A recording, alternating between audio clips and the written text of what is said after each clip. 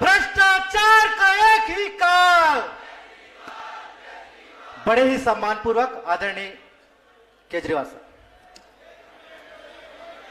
दोस्तों, अभी 4 दिन पहले जम्मू कश्मीर के अनंतनाग में आतंकवादियों के साथ मुठभेड़ करते हुए हमारे देश के 3 आर्मी ऑफिसर्स शहीद हो गए और कल एक चौथे आर्मी ऑफिसर जो कि जख्मी हुए थे, उन्होंने भी अस्पताल में दम तोड़ दिया। पूरा देश उनकी शहादत को सम्मान करता है। उनकी आत्मा को शांति मिले, भगवान उन्हें अपने चरणों में स्थान दे, इसके लिए मेरी आपसे गुजारिश है कि 2 मिनट खड़े होकर उनकी आत्मा की शांति के लिए हम सब लोग मौन रखेंगे।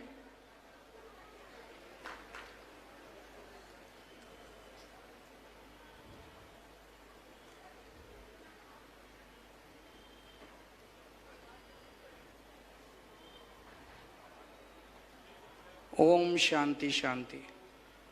बैठ जाइए। दोस्तों, अभी 4 दिन पहले जम्मू कश्मीर के अनंतनाग में आतंकवादियों के साथ मुठभेड़ में हमारे देश के 3 जवान शहीद हो गए। कर्नल मनप्रीत सिंह पंजाब के रहने वाले थे, मेजर आशीष ढोंचक हरियाणा के रहने वाले थे, हुमायूं भट्ट जम्मू कश्मीर पुलिस में डीएसपी थे, 2 महीने की बेटी को पीछे छोड़ के गए हैं, और एक चौथे ऑफिसर जो कल शहीद हो गए। पूरा देश उनको सम्मान करता है, पूरा देश उनकी शहादत के ऊपर बहुत दुखी है। लेकिन दोस्तों, ज्यादा बड़ा दुख इस बात का है कि जिस वक्त उनकी शहादत की खबर आ रही थी, जिस वक्त वो आतंकवादियों के साथ मुठभेड़ कर रहे थे, मुठभेड़ करते हुए जिस वक्त वो शहीद हुए और शहादत की खबर पूरे देश में फैली, उस वक्त दिल्ली में भारतीय जनता पार्टी के हेडक्वार्टर के अंदर जश्न मनाया जा रहा था। हम ये मान सकते हैं कि जब बीजेपी वालों ने जश्न मनाना शुरू किया होगा तब तक खबर नहीं मिली होगी, लेकिन जिस वक्त वो जश्न मना रहे थे तब तक पूरे देश में खबर फैल चुकी थी। देश के प्रधानमंत्री, देश के रक्षा मंत्री, देश के गृह मंत्री, तीनों वहां पे बीजेपी हेडक्वार्टर में मौजूद थे और जश्न मना रहे थे।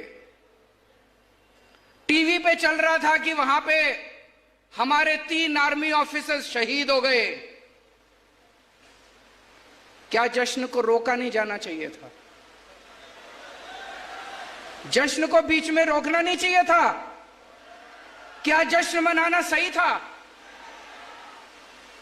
पूरे देश को बड़ा दुख हुआ। मैं देख रहा हूं आज 1 लाख से ज्यादा लोग यहां मौजूद हैं। दूर तक, जहां तक नजर जा रही है, लोग मौजूद हैं। बारिश बार बार आ रही है, लेकिन लोग भी डटे हुए हैं। अभी तक लोगों के सर दिखाई दे रहे थे, अब कुर्सियां दिखाई दे रही है। सबने अपने सर पे कुर्सियां रख ली। आपको मैं नमन करता हूं, आपका शुक्रिया अदा करता हूं दिल से कि आप लोग यहां डटे हुए हैं। और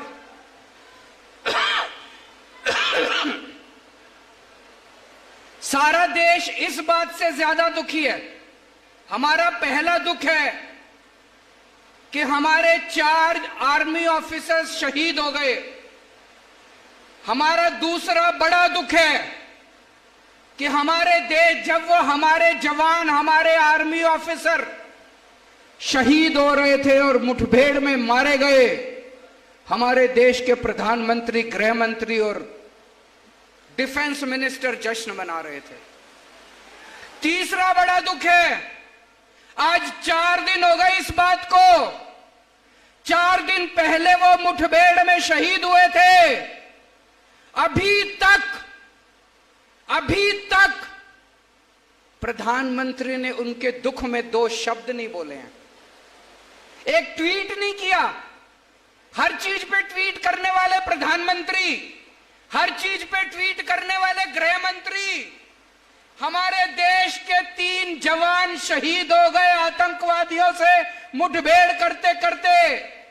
क्या मजबूरी है? आपके मुंह से जबान क्यों नहीं निकल रही है? आपको क्या दुख नहीं होता? इनको देश से कोई लेना देना नहीं है। अभी थोड़े दिन पहले सारी देश की 28 विपक्षी पार्टियों ने मिलकर एक गठबंधन बनाया। सुना आप लोगों ने? एक गठबंधन बनाया देश की 28 पार्टियों ने मिलकर, उसका नाम रखा इंडिया। 28 पार्टियों ने मिलकर गठबंधन बनाया, उसका नाम रखा इंडिया। इन लोगों को इतनी चिढ़ मची, ये बीजेपी वाले इतने बौखला गए, बोले हम भारत का नाम बदलेंगे, अब इंडिया नहीं बोलेंगे। अरे तुम्हारे पिताजी का इंडिया, 140 करोड़ लोगों का इंडिया है, 140 करोड़ लोगों का इंडिया, तुम्हारे पिताजी का इंडिया नहीं है। इंडिया हमारे दिल में बसता है, भारत हमारे दिल में बसता है, हिंदुस्तान हमारे दिल में बसता है। अरे किस किस के दिल से निकालोगे तुम इंडिया? एक बार जोर से सारे जने बोल दो, I love my India, I love my India, I love my India. हम अपने भारत से प्यार करते हैं। भारत माता की, भारत माता की। हम अपने हिंदुस्तान से प्यार करते हैं, सारे जहां से अच्छा। मैं बीजेपी वालों को चैलेंज करना चाहता हूं, हिम्मत है तो इंडिया का नाम बदल के दिखाओ तुम। 140 करोड़ लोगों का इंडिया है, 140 करोड़ लोगों के दिल में बसता है इंडिया। थोड़े दिन पहले तक, पिछले साल तक ये लोग प्रोग्राम चलाते थे, digital India, stand up India, क्या क्या था, make in India, skill India, हाँ जी, ले देखो इंडिया। ये इतने प्रोग्राम चलाते थे इंडिया इंडिया पे। ऑपोजिशन वालों ने अपना नाम इंडिया रख लिया तो कहते हैं हम इंडिया नाम बदलेंगे। कल हम लोग अपना नाम भारत रख लेंगे तो तुम भारत का भी नाम बदलोगे। हम अगली मीटिंग में ऑपोजिशन वाले सारे मिलके अपने गठबंधन का नाम भारत रख लेंगे तो तुम भारत नाम भी बदलोगे। तुम्हारे पिताजी का है भारत, तुम्हारे पिताजी का इंडिया। खबरदार अगर तुम लोगों ने इंडिया का नाम बदलने की हिम्मत की तो 140 करोड़ लोग उठ के बीजेपी वालों को इस देश से बाहर भगा देंगे।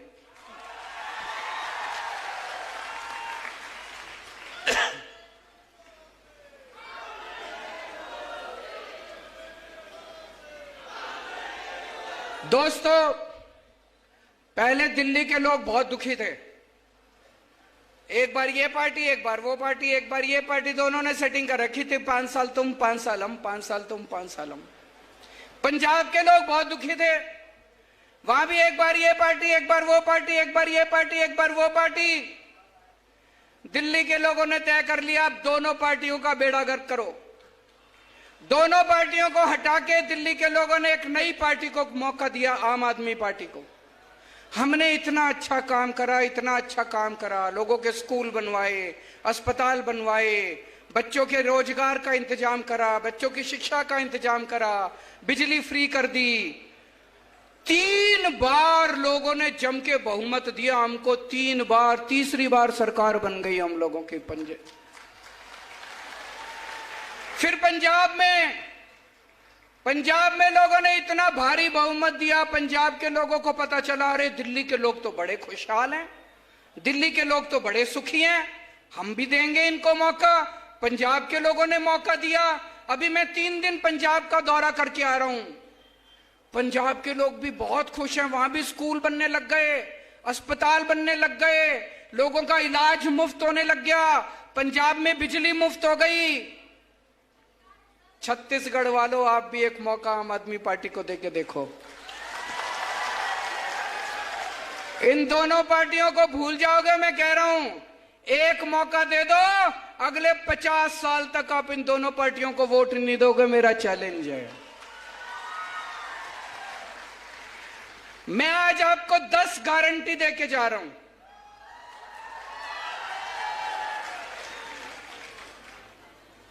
ये बीजेपी वाले आएंगे, कांग्रेस वाले आएंगे, कहेंगे शपथ पत्र है हमारा, संकल्प पत्र है, मैनिफेस्टो है। हमारा कोई मैनिफेस्टो नहीं होता, हम गारंटी देते हैं।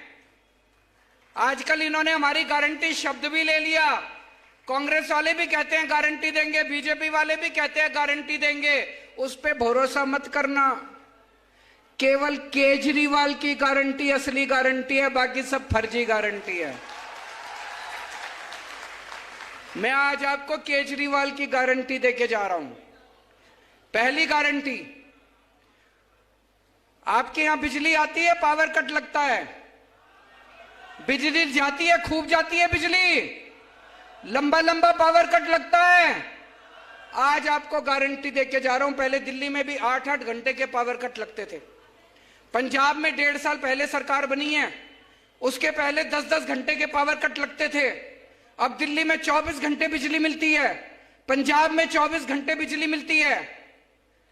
एक मौका दे दो, 2 साल के अंदर आपकी 24 घंटे बिजली कर दूंगा पूरे छत्तीसगढ़ के अंदर।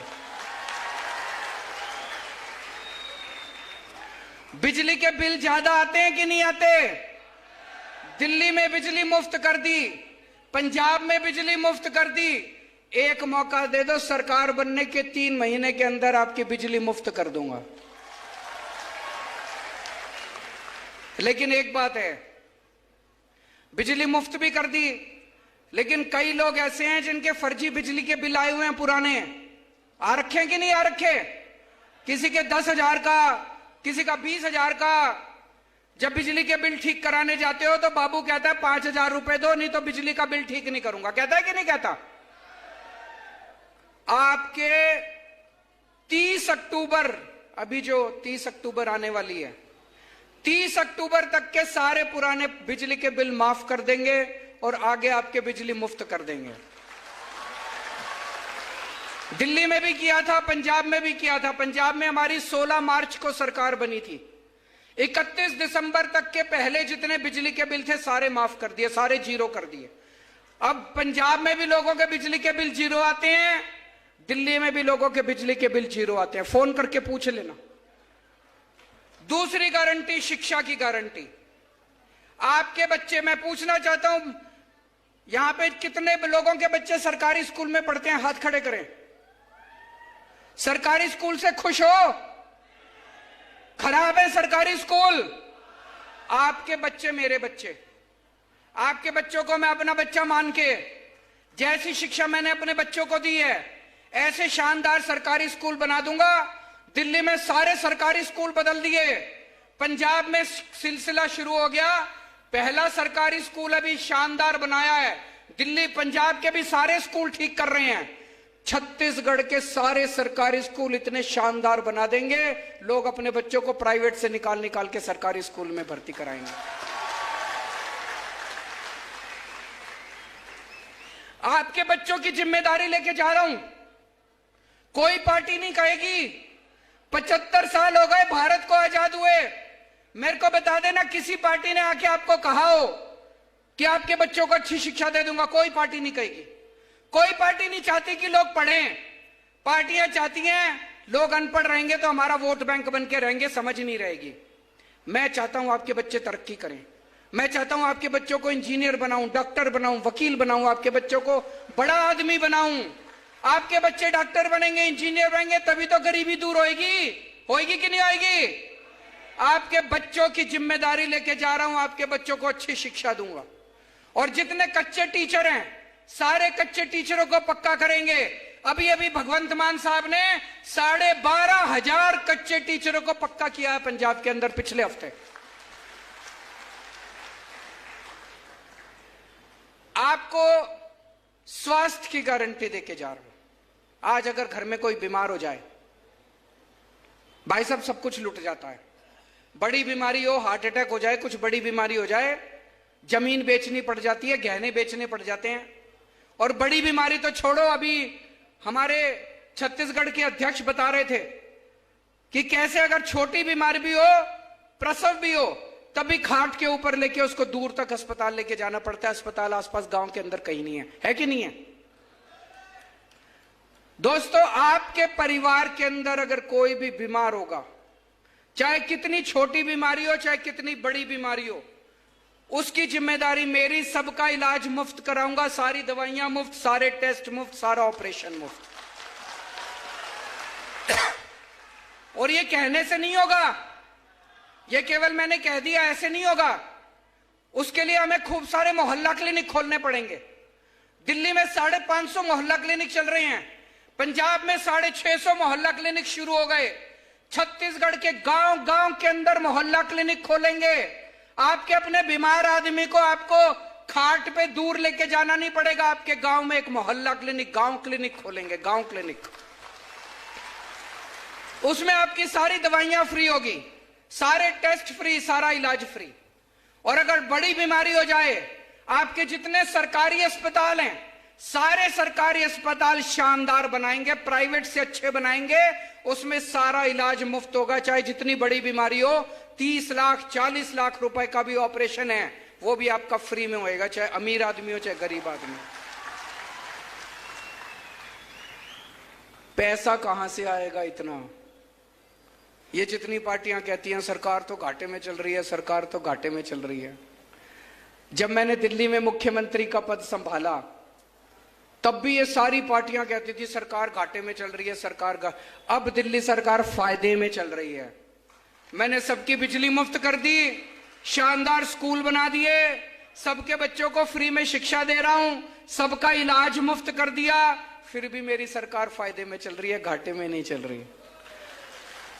1.5 साल पहले भगवंत मान साहब ने पंजाब का कार्यभार संभाला।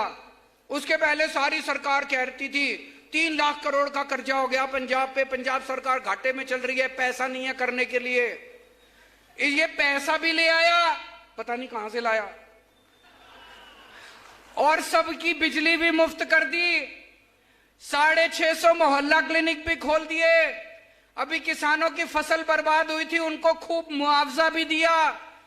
सारे काम कर रहा है। इसके पास तो पैसे की कमी नहीं है। क्यों? ईमानदार आदमी है। ईमानदार सरकार चुनो, पैसे की कोई कमी नहीं है। इन लोगों ने जो लूटा इतने साल से, इन्हीं से पैसा निकलवाएंगे। इतनी रेड मारी है भगवंत मान ने पंजाब में, पुराने नेताओं पे, पुराने मंत्रियों पे नोट गिनने की मशीनें निकली हैं उनके घरों से, इतने नोट निकले हैं।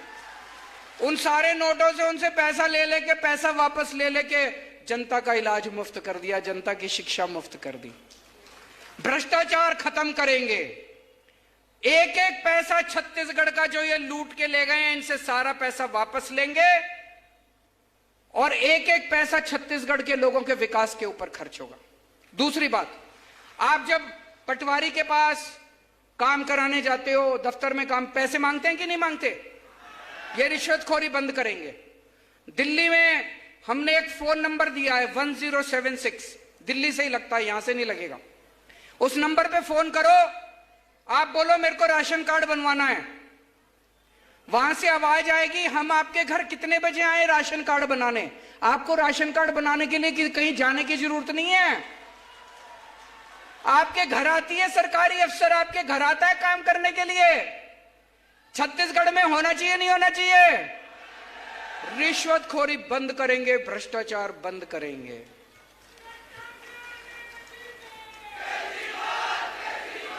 रोजगार का इंतजाम करेंगे अपने बच्चों के लिए।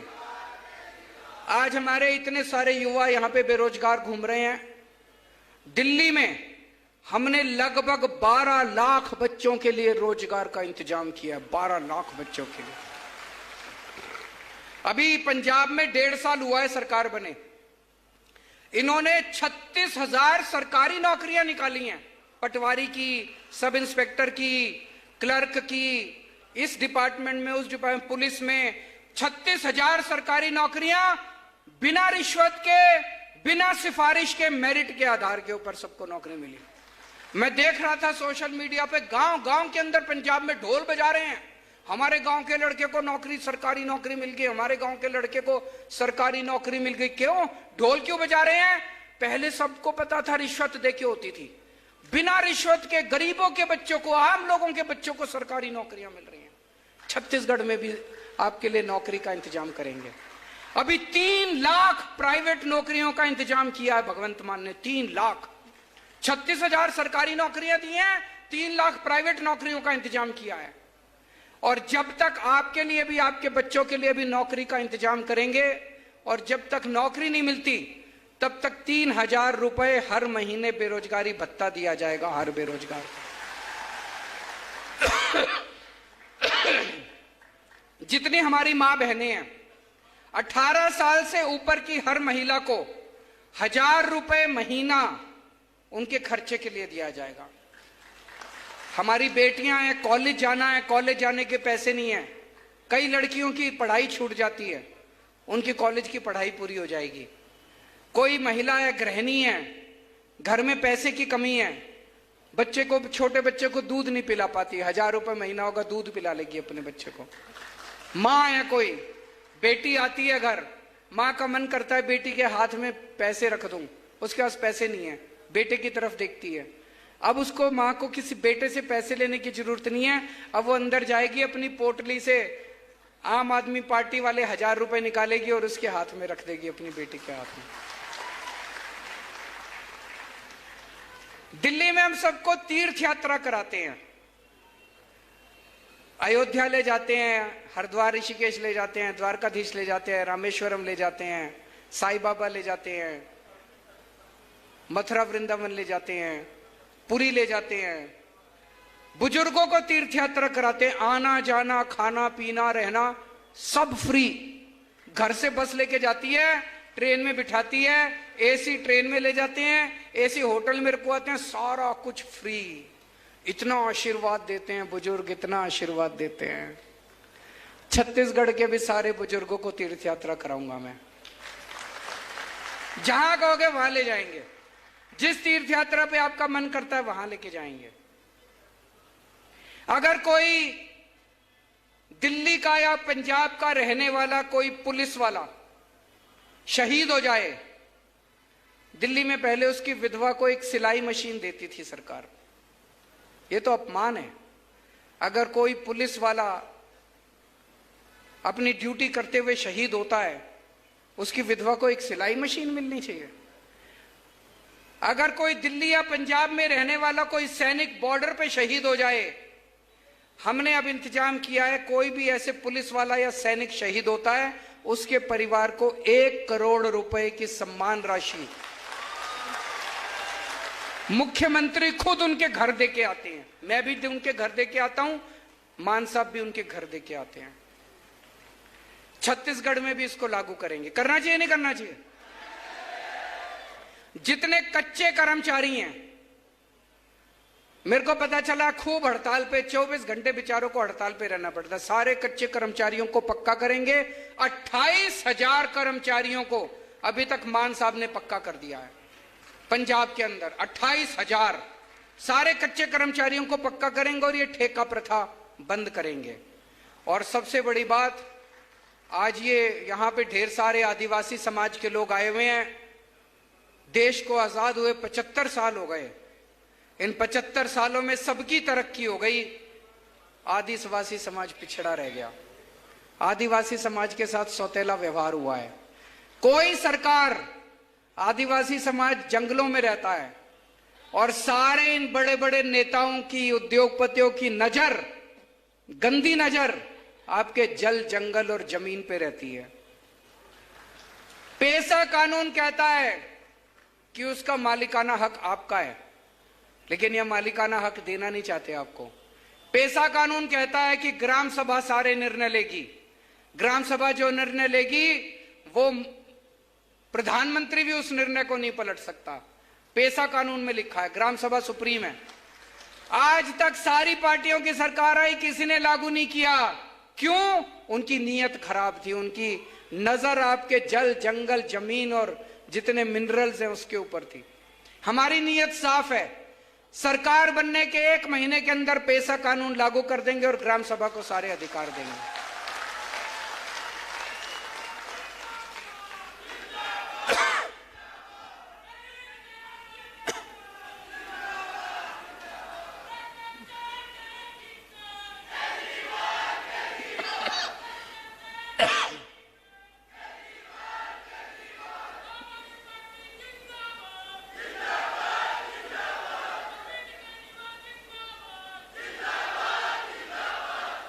जवान फिल्म के बारे में सुना है?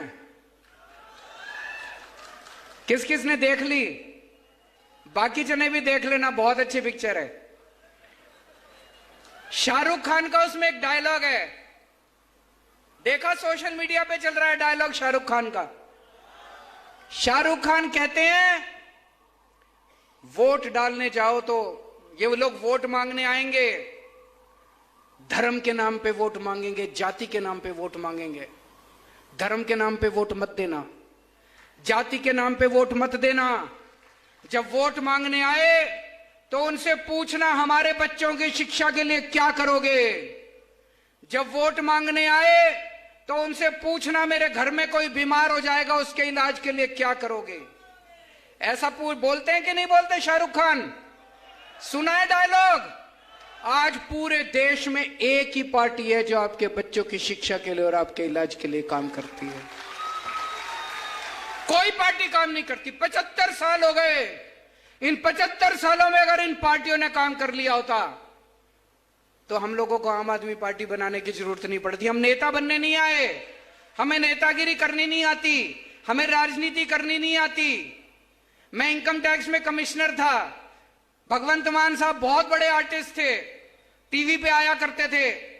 हम खुश थे अपनी जिंदगी में। अगर इन पार्टी वालों ने, इन नेताओं ने 75 साल में कुछ कर लिया होता तो शाहरुख खान को जवान बनाने की जरूरत नहीं पड़ती, हमको आम आदमी पार्टी बनाने की जरूरत नहीं।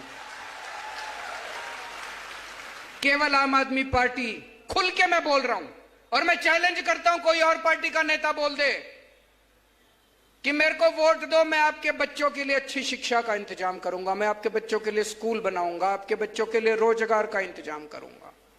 हमें वोट दो, हम आपके लिए अस्पताल बनाएंगे, मोहल्ला क्लिनिक बनाएंगे, आपके घर के लोगों का अगर बीमार होंगे तो उनके इलाज का इंतजाम करेंगे। कोई पार्टी नहीं बोलती है, केवल आम आदमी पार्टी बोलती नहीं है, करके दिखाया है हम लोगों ने।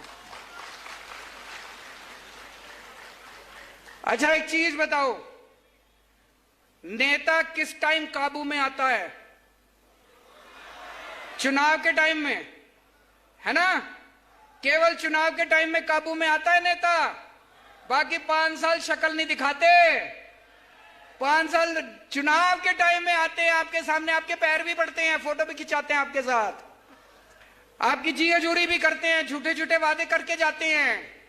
अब इनको बड़ी तकलीफ हो रही है। रोज चुनाव होते हैं, कभी विधानसभा चुनाव, कभी लोकसभा चुनाव, कभी पंचायत के चुनाव, कभी निगम के चुनाव, कभी काउंसिल के चुनाव। इनको बड़ी तकलीफ हो रही है, ये रोज रोज जनता में जाना पड़ता है।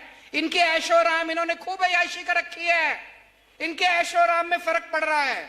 तो अब ये कि जुमला लेके आए हैं, 1 नेशन 1 इलेक्शन।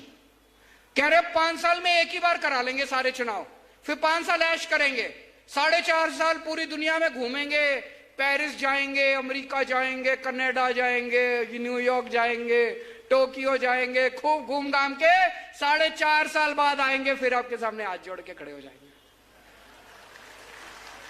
कह रहे 1 नेशन 1 इलेक्शन कभी मत होने देना। मैं तो कहता हूं हर महीने चुनाव होने चाहिए ताकि ये आपके बीच में आते रहे नेता। होना चाहिए कि नहीं होना चाहिए? ये इनकी नीयत खराब है, इनके दिल में खोट है, काला है इनके दिल में, जो कह रहे हैं 1 नेशन 1 इलेक्शन। अरे वन नेशन वन इलेक्शन नहीं होना चाहिए, one nation one education, one nation one education. अमीर के बच्चों को जैसी शिक्षा मिलती है, मेरे गरीब के बच्चों को भी वैसी शिक्षा मिलनी चाहिए। एक जैसी शिक्षा चारों होनी चाहिए कि नहीं होनी चाहिए? जिस स्कूल में अमीरों के बच्चे पढ़ते हैं, जैसी शिक्षा अमीरों के बच्चों को मिलती है, ऐसे ही सरकारी स्कूल होने चाहिए। ऐसी शानदार शिक्षा मेरे किसानों को और मजदूरों को, आदिवासियों को, दलितों को वैसी शिक्षा मिलनी चाहिए। मिलनी चाहिए कि नहीं मिलनी चाहिए? हमें वन नेशन वन इलेक्शन नहीं चाहिए, हमें वन नेशन वन एजुकेशन चाहिए। मेरे साथ जोर से बोलो, one nation one education, one nation one education. हमें वन नेशन वन स्वास्थ्य चाहिए।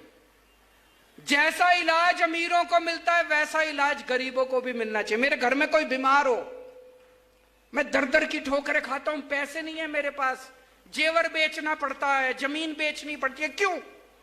भारत में पैदा हुआ हूं, भारत सरकार की जिम्मेदारी है कि अगर मेरे घर में कोई बीमार हो तो मेरे को अच्छा इलाज मिलना चाहिए।